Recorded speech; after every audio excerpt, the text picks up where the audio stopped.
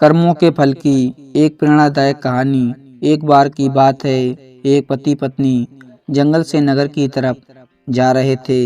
चलते चलते उन्होंने एक पेड़ के नीचे विश्राम करने का सोचा। पति अपनी पत्नी की गोद में अपना सर रखकर सो जाता है। वहाँ एक योद्धा भी विश्राम करने के लिए साथ वाले पेड़ के नीचे बैठ जाता है। पत्नी उस योद्धा से कहती है, मैंने कभी अपने जीवन में तलवार नहीं देखी। क्या आप मुझे कुछ क्षण के लिए अपनी तलवार देखने का मौका दोगे? योद्धा को उसकी भोली सूरत पर विश्वास हो जाता है और वह तलवार उस औरत को देखने के लिए दे देता है। तलवार पकड़ते ही औरत अपने पति का गला काट देती है और तलवार योद्धा की तरफ फेंक देती है और नगर की तरफ भागती है और कहती है, इस योद्धा ने मेरे पति को मार डाला।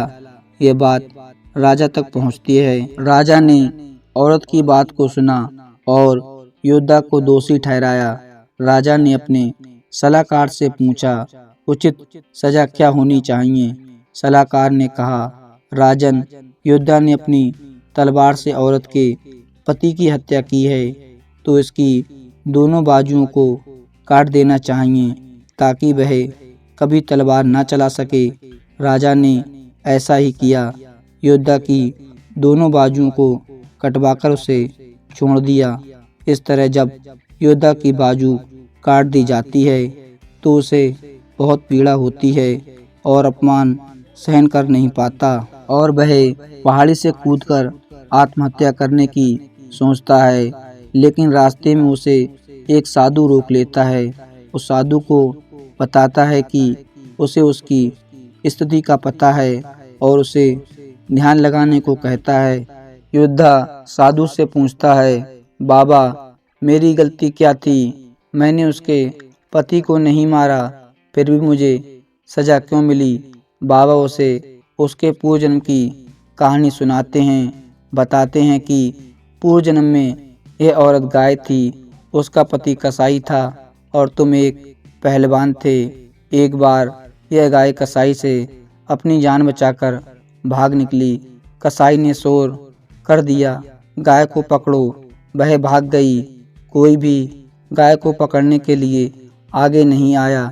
सब जानते थे कि यह गाय को पकड़कर उसे मार देगा, पर तुमने अपनी शक्ति का प्रदर्शन करने के लिए आगे आए और अपनी बाजुओं से उस गाय के सींग पकड़कर उसे रोक दिया और उसे कसाई के हवाले कर दिया। कसाई ने उसे मार दिया।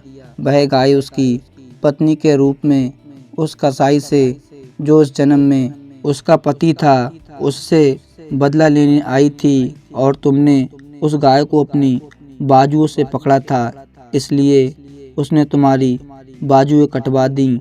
तुम्हें अपने पिछले कर्मों की सजा इस जन्म में भोगनी पड़ी है।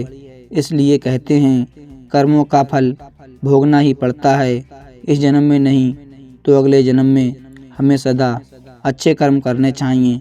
तो दोस्तों, आशा करते हैं कि आपको कर्मों के फल की यह कहानी ज़रूर पसंद आई होगी। अगर कहानी पसंद आई हो तो चैनल को सब्सक्राइब कर दें। मिलते हैं एक नई वीडियो में, तब तक के लिए जय हिंद, धन्यवाद।